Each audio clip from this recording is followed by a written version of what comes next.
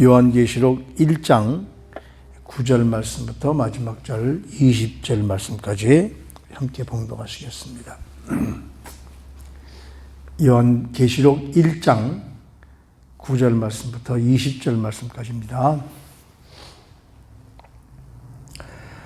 나 요한은 너희 형제요 예수의 환난과 나라와 참음에 동참하는 자라. 하나님의 말씀과 예수를 증언하였으므로 말미암아 반모라 하는 섬에 있었더니 주의 날에 내가 성령에 감동되어 내 뒤에서 나는 나팔 소리 같은 큰 음성을 들으니 이르되 네가 보는 것을 두루마리에 써서 에베소, 서머나, 버가모, 도아디라, 사대, 빌라델비아, 라오디게아 등 7 교회에 보내라 하시기로 몸을 돌이켜 나에게 말한 음성을 알아보려고 돌이킬 때에 7 금 촛대를 보았는데 촛대 사이에 인자 같은 이가 발에 끌리는 옷을 입고 가슴에 금띠를 띠고 그의 머리와 털에 희기가 흰 양털 같고 눈 같으며 그의 눈은 불꽃 같고 그의 발은 풀무불에 단련한 빛난 주석 같고 그의 음성은 많은 물소리와 같으며 그의 오른손에 7 별이 있고 그의 입에서 좌우에 날선 검이 나오고 그 얼굴은 해같이 힘있게 비치는 것 같더라. 내가 볼 때에 그의 발 앞에 엎드러져 죽은 자 같이 되매 그가 오른손을 내게 얹고 이르시되 두려워하지 말라. 나는 처음이요 마지막이니 곧 살아있는 자라. 내가 전에 죽었었노라. 볼지어다 이제 세세토록 살아있어 사망과 음부의 열쇠를 가졌노니 그러므로 내가 본 것과 지금 있는 일과 장차 될 일을 기억하라. 내가 본 것은 내 오른손에 7 별의 비밀과 또 7 금촛대라. 7 별은 7 교회의 사자요 7 촛대는 7 교회니라. 아멘.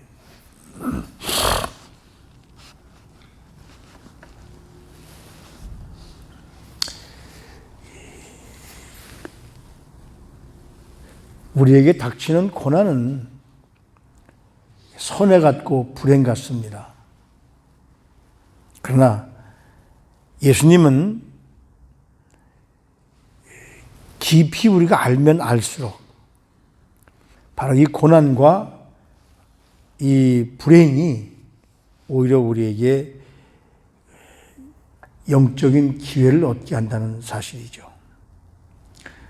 지금 우리 그 주위에 일어나는 모든 상황을 보면 참 고통스럽고 고난스럽고 뭔가 불행인 것 같은데 이 기회를 오히려 그 주님을 깊이 만날 수 있는 기회를 우리가 여긴다면 열악한 상황에서 믿음을 가지고 인내하면 우리에게 진정한 회복과 그리고 부흥을 경험하게 될 수 있다. 지금 이 사도 요한이 그 초대교회의 그 핍박 때문에 지금 반모라는 섬에 유배되어 있습니다. 반모는 그 작은 섬이에요. 지금도 거기 인구가 한 3,000명 정도 된다고 하니까. 그런데 거기에 이제 사도 요한이 그 요한계시록을 집필한 그 동굴도 있고 그래서 많은 성지 순례를 간다고 하는데 도미티안 황제, 11번째 로마의 황제인 도미티아누스죠. 도미티아누스 황제가 약간 정신분열증이 있어서 자기의 그 정적들이나 이런 사람들은 모두 다 위배를 시킵니다. 이게 바로 반모섬 그런 유배지죠. 거기서 그 요한이 뭘 경험하느냐면 뭘 잘못해서 잡혀간 것이 아니라 예수 그리스도를 증언하는 것 때문에 지금 반모섬에 잡혀갔는데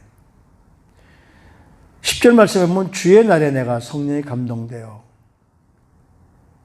과거는 안식일이라고 그러죠. 우리가 흔히 요즘 사람들도 뭐 안식일에 하는 그런 말이 있는데 안식일은 이제 우리가 보면 토요일이죠.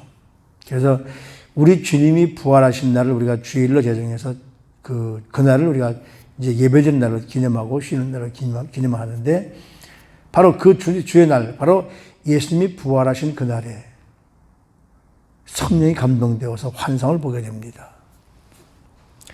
요한이 환상 중에 만난 예수님의 모습은 요한이 3년 동안 공생애를 하면서 예수님과 함께 있고, 그리고 자기의 생각 속에서 있었던 예수님과는 너무나 다른 모습으로 나타나시는 거죠. 말로 표현할 수 없는 영광과 위엄으로 나타나십니다. 요한이 그때까지 알고 있었던 예수님은 이 세상에서 고난받고 이 세상에서 어려움을 당하고 그리고 그 어려움을 인내하셨던 그런 분이셨는데,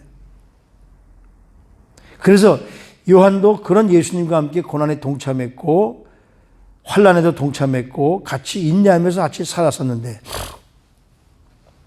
그러나 부활하셔서 요한 앞에 나타나신 이 환상으로 나타나신 이 예수님은 전혀 그런 분과 다른 분이라는 것이죠. 소리가 나서 네가 이제 본 것을 이 두루마리에 써서 모든 교회에 알려주어라. 에베소, 서머나, 버가모, 두아디라, 사데, 빌라델비아, 라오디게아. 과거에 있었던 이 교회가 전부 다 터키 지역입니다. 옛날 소아시아 지역이니까. 여기 알려주라고 그러는데, 이 알려주는 이 말씀은 2000년 전에 이 교회에 알려주는 것도 되지만, 현재의 모든 세상에 있는 교회가 이 7개 같은 유형을 갖고 있기 때문에 우리 교회들에게 하시는 말씀인 거죠. 그래서 그 소리 나는 데를 돌아보는데, 그걸 딱 돌아보는 순간 얼마나 거기에 위험이 있느냐 하면, 금으로 된 큰 촛대가 7개가 있는데 그 촛대 사이를 인자 같으니, 사람은 사람인데 하늘에서 오신 그런 분이 발에 끌리는 옷을, 이건 제사장들이 입는 그 긴 세마포 같은 그런 옷들이죠. 입고 가슴에 금띠를 띠고 그의 머리와 털에 희가 흰 양털 같고 눈 같으며, 이 머리 흰 것은 요즘의 사람들은 이제 나이 들었다고 해서 이제 저도 마찬가지로 감추는데, 이 머리가 희다는 것은 존귀를 의미하고 그 많은 사람들의 존경을 의미합니다.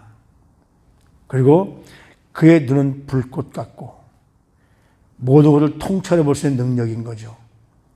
그의 발은 풀무에 단련한 빛난 주석 같고 단단하다는 말이죠. 위험이 있다는 이야기입니다. 음성은 많은 물소리 같으며 그의 오른손에 7별이 있고 그의 입에서 자외 날선검이 나오고, 이제 7별은 맨 뒤에 가서 보면 교회 사자를 의미하는데, 그것도 그냥 손이 아니라 오른손, 능력의 손이죠. 능력의 손에 7별을 붙잡고 있고, 그 앞에서 그 입에서는 좌외 날선검이 나오고 심판하는 말씀. 과거 예수님께서 3년 동안 공생애를 계실 때는 연약하고 부드럽고 아무것도 할 수 없는 그런 분 같았는데, 이사야서 53장에 나오는 그가 마른 땅에 나온 줄기 같고, 그러니까 배입이 꼬였다는 얘기가 말랐다는 이야기일 거죠. 그랬던 그분이 그 나오는 입에서 나오는 말씀이 검 같더라. 이것을 이 사도 바울은 갈라디아 그렇죠? 5장에 전신갑주를 말씀하면서 성령의 검, 즉 다시 말하면 이 검은 우리 인간의 골수와 영혼까지 쪼개는 말씀입니다. 그걸 심판을 하시게 되죠. 그리고 얼굴은 해가 있는 것처럼 아주 광채가 나는 모습. 그걸 보는 순간 사도 요한이 예수님의 그 위엄을 보는 순간 어떻습니까? 죽은 자 같이 되었다. 예수님의 그 놀라운 능력을 바라보는 순간 발 앞에 꼬꾸라져서 죽은 자 같이 되었다. 예수님의 음성은 우리 그 보통 인간들의 그런 음성이 아니죠. 부활하신 예수님은 영광과 위엄, 이 땅에 계실 때의 그 초라한 모습과는 너무나 다른,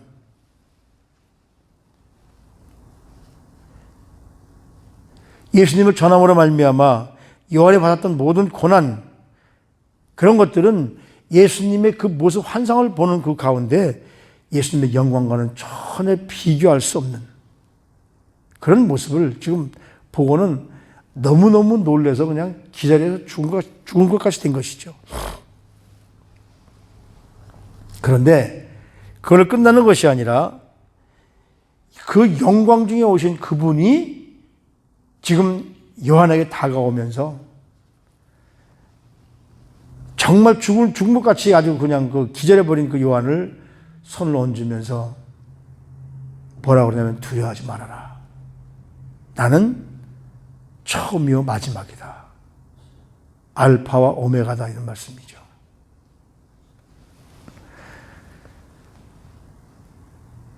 나는 지금 살아있는데 내가 과거에 죽었다. 네가 알지 않느냐.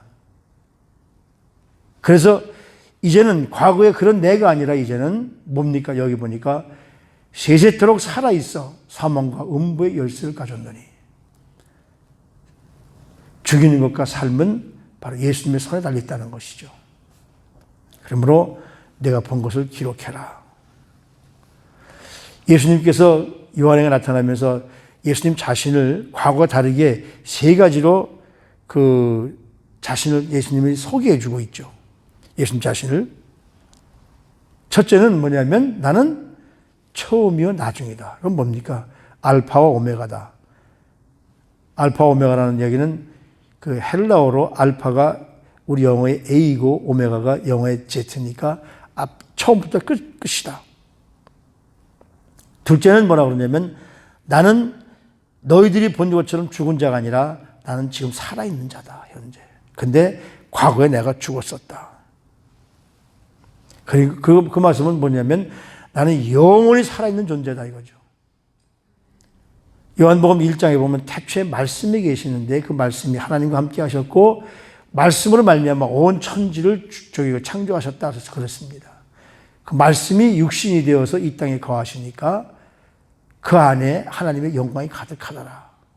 그런데 그 하나님, 이 땅을 만드신, 이 땅의 모든 것을 그 창조하신 그분이 그 땅에 오셨는데 거기에 백성들이 예수를 영접지 아니었더라.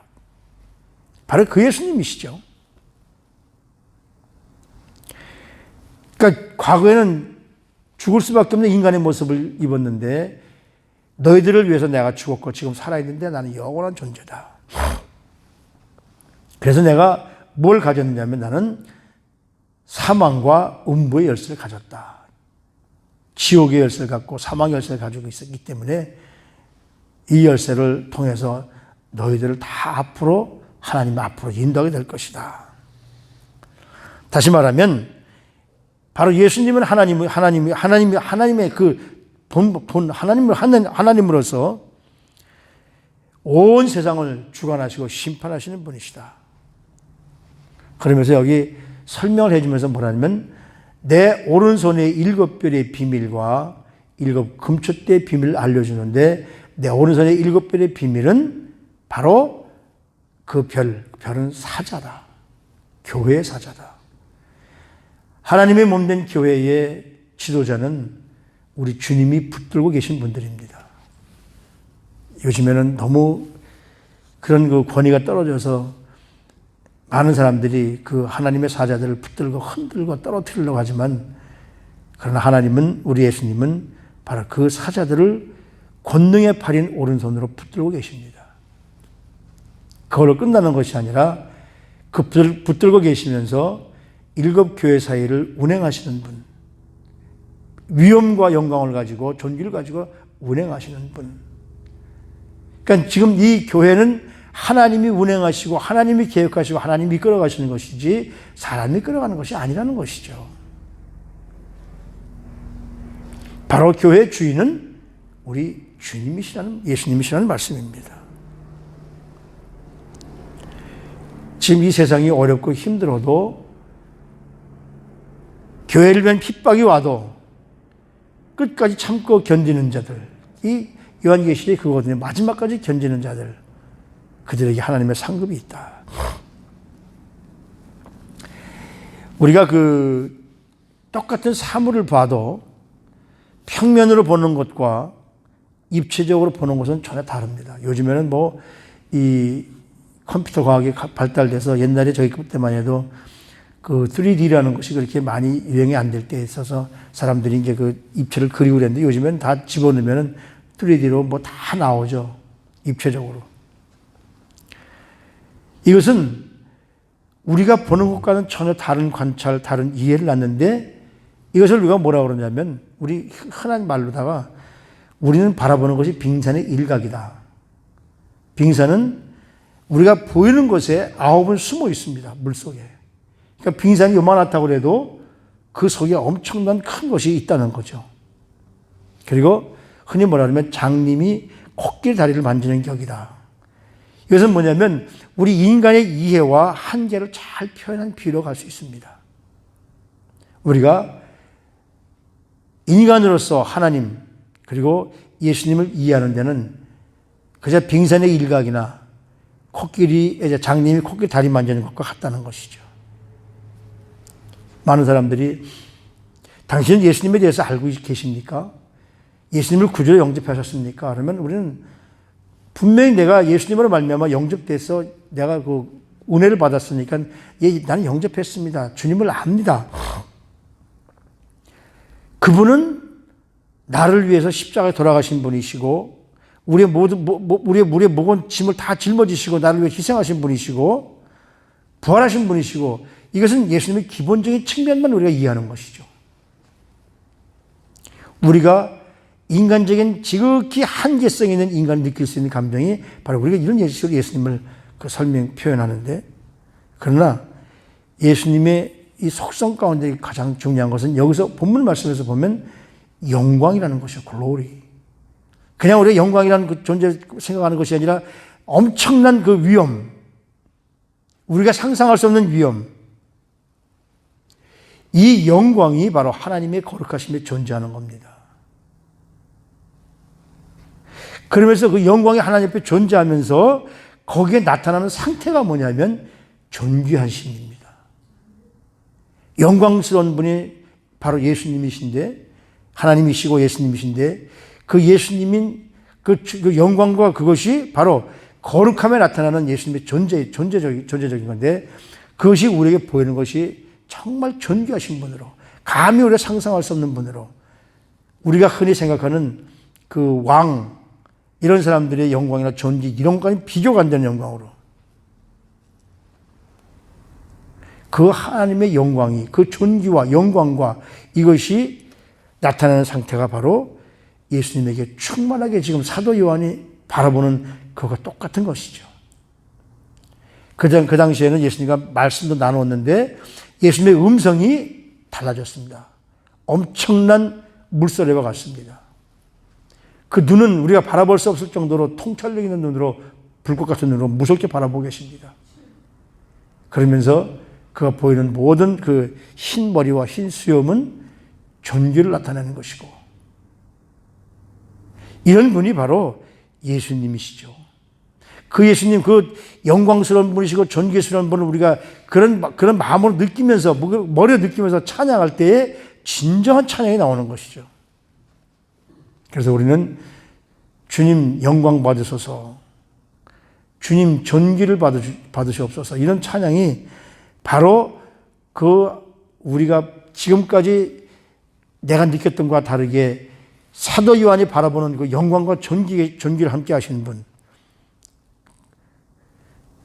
바로 그분을 찬양할 때 거기서 예배가 시작되는 것이죠.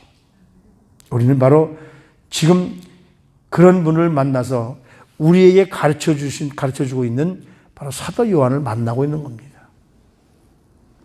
그분이 일곱 영의 교회, 칭찬받는 교회도 있고 책망받는 교회도 있고 그 교회에 그 악한 악들이 들어와 있는 교회도 있고 자기들만 나타내는 그런 교회들도 있고 그런 모습의 교회들을 하나하나씩 짚어가면서 마지막 교회들에 대해서 우리에게 설명을 해 주실 것이거든요.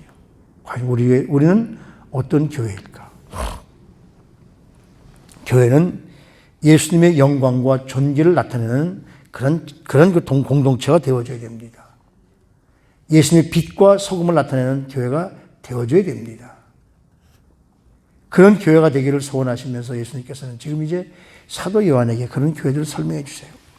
우리는 그런 교회들 바라보면서 우리 시온교회도 그런 교회가 되기를 소망하고, 우리 시온교회 소속된 사랑하는 성도님들 모두가 다 바로 그런 살아있는 역사하시는 주님을 만나서 그 주님의 영광과 존귀를 다 나타낼 수 있는 그런 사랑하는 성도님들의 삶이 되시도록 우리 가르쳐 주시는 이 말씀을 깨달아서 우리 시온교회도 우리 주님이 원하시는 그런 교회, 주님이 원하시는 그런 성도님들, 그래서 주님께 영광 돌리는 이런 교회가 되기를 주님의 이름으로 축복합니다.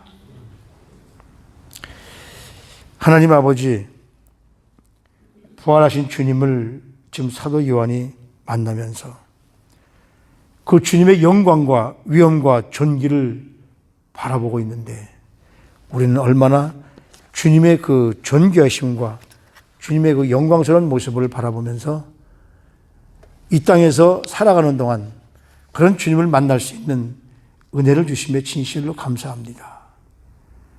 우리 사랑하는 성도님들에게 주신 그 일과 관계 속에서 주님의 영광을 드러내는 교회가 될 수 있도록 우리 성도님들을 축복하시고, 이 아침에 이 말씀을 들으면서 과연 우리는 얼마나 그 주님을 따라가기 위해서 주님의 영광과 존귀를 한 몸에 받아서 그 주님을 찬양했는가, 우리 자신을 발견하는 시간 될 수 있도록 하나님 붙들어 주시고 인도하여 주시옵소서.